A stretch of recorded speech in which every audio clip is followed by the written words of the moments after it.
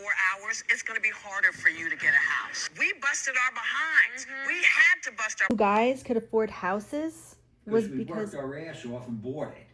Okay, but you're trying to say that we don't work...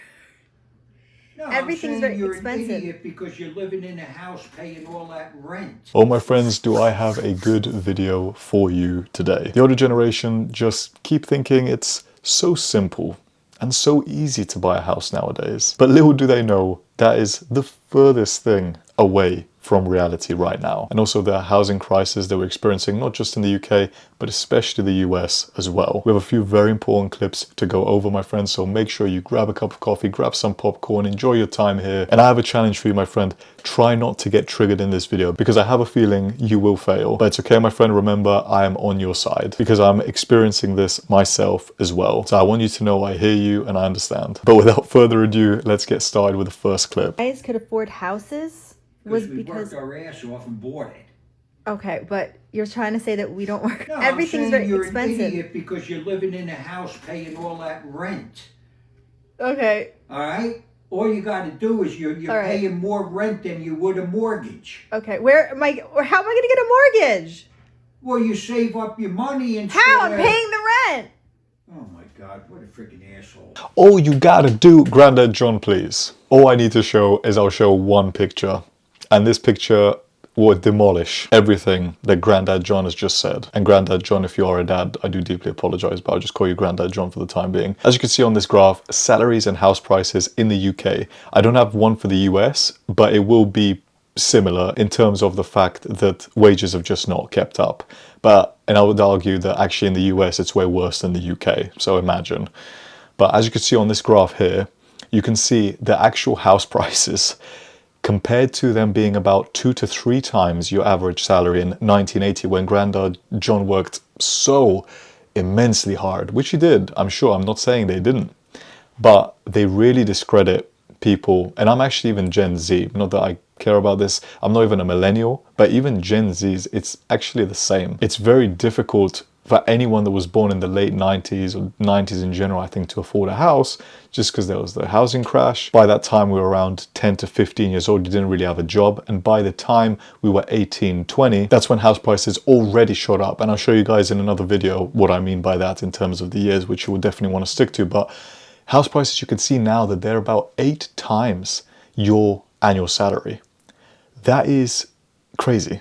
It's just unheard of. It's never been that high before, ever. At least from the stats that I've seen, it's never been that high before. Every generation has different struggles, but I think this is the most insane it's ever been in history. If we look at some of the comments, don't argue with that generation. They won't get it. They actually had it easier than us. In my opinion, from this graph, as you can clearly see, again, look at that gap.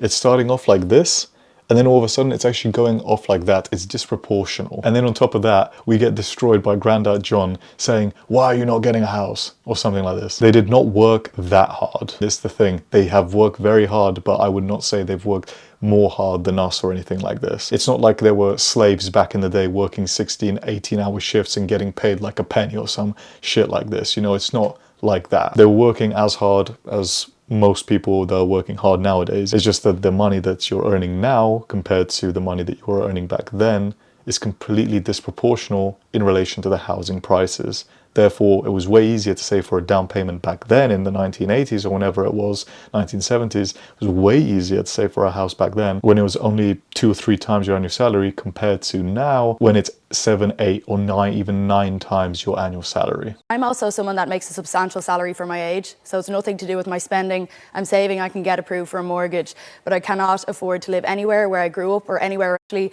me moving home in the first place is probably futile because I'm going to have to move up to Donegal. So yeah, and I know that I'm very lucky for the position that I'm in because I have a roof over my head, but I do think it's a disgrace that people can't get a house because they're told they're not working hard enough or they're not making enough money, because that's not true. That's a lie we're being told to continue the blame on the people rather than actually the government taking accountability for the lack of housing. From these clips, I'm really seeing that the biggest change in the last generation isn't really technology. It's actually looks like housing affordability, because to get a house, some people are forced to move miles, even hundreds of miles away from their family. And at least for me personally, I would like to live close to my parents. I think that's a very important thing for me because I want to be able to see my family on a regular basis. Family is just a very important thing for me. And what I feel is happening, especially here in England, people are getting a house wherever they can. And it could be miles, hundreds of miles away from their family, and then they rarely see them. And I feel for your own mental health, because it's not just about the house, it's also about your mental well-being too.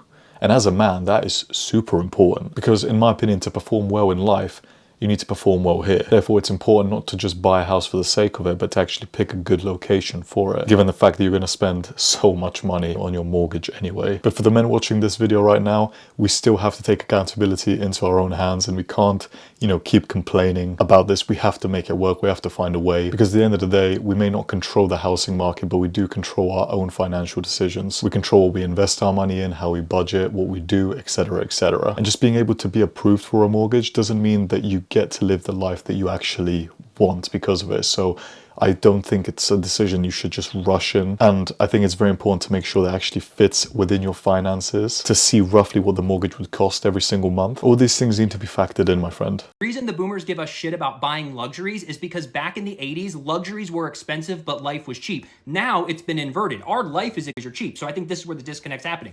For example, in 1980, you could rent a great apartment for $200, but a television would run you $1,000. So if you bought 3 TVs, that would be $3,000. A CD player was $500, a cell phone was $2,000, a personal computer was $2,500, and a microwave was $500.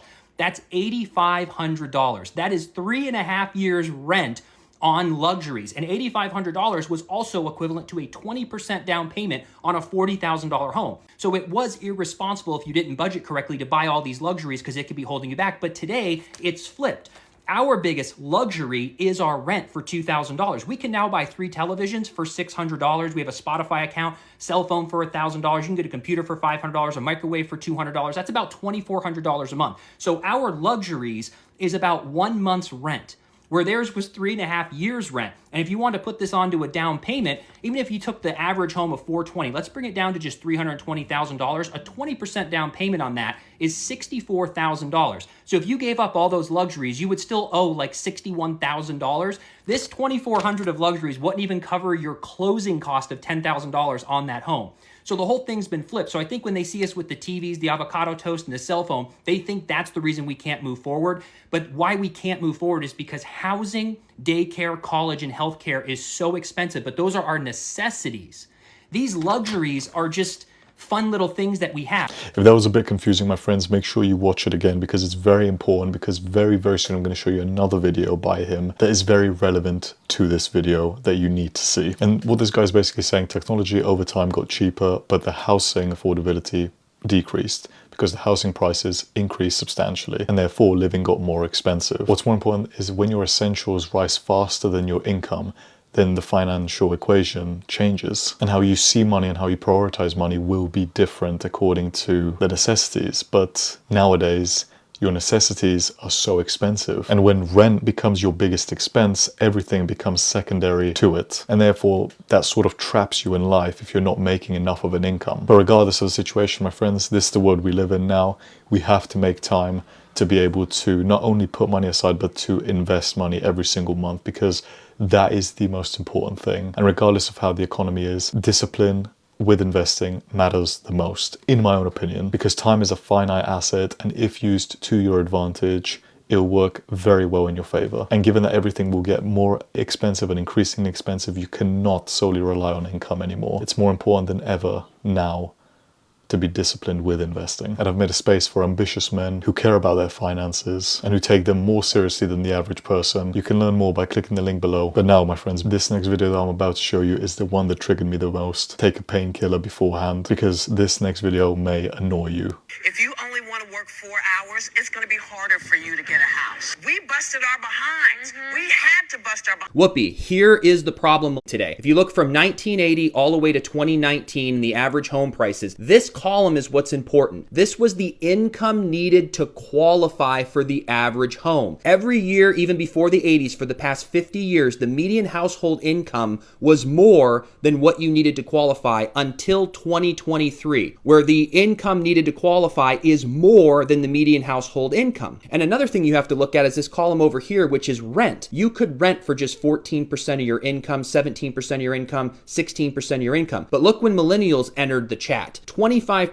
25%, 30%. This is when rent prices started to go up. Now, millennials could have bought here, but what people forget, in 2010, the youngest millennial was 14 years old. So we're being forced to spend 30% of our money on rent as a family, where most people renting are probably single because they haven't built a family yet, and they're spending 40% of their income on rent. So this, everyone wants to talk about inflation and that's always been the same up and down. No, it is a supply and demand issue with the housing market that's driving the prices up, plus the interest rates is making, with housing tax and student loans, 70% of millennial and Gen Z's income has gone to just those three things. Your college back in the 80s and 90s was $4,000, $5,000, $6,000 for a 4-year college. It is 40 now. To be honest, I think that's put everything into perspective, in my opinion, for this video, and I think this is the reason why people cannot afford to buy houses anymore, and it's why it's substantially harder to do so. If we look at some of the comments, the older generations failed us. Simple as that. Now, my friends, let's not say that. We have to take responsibility, because then we hold accountability for ourselves and we can actually control the situation. We should not give the power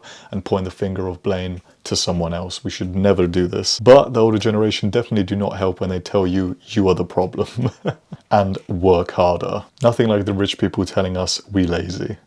We busted our behinds. No, you didn't. It's like, are we not busting our behinds? Like, I don't understand. And a very, very quick point that you need to see, we could easily, the millennials and Gen Zs can easily say, well, actually, mum and dad, you could have invested £50 every single month into a junior ISA for us. If you're in the UK, you could just say, mum and dad, you could have invested £50 for me every single month into a junior ISA. And then right now, based on speculation, there's the screenshot that I've done the maths for you. By investing the money into an accumulation ETF or an accumulation fund, being invested into an accumulation mutual fund or ETF that is an index fund at around a 10% nominal rate of return, meaning before adjusted for inflation, then based on speculation, you could actually have at the moment, obviously again based on speculation, not financial advice, if they did do that, you at the moment would probably have around about £66,000, £67,000. And that is a pretty decent down payment if you ask me. Of course, for me, I would prefer just to keep that money and consistently invest,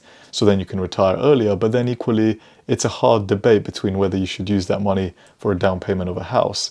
But I'm just saying, it's definitely not all Gen Z's and the millennials' faults. And also, I'm not saying that it's the older generation's faults as well.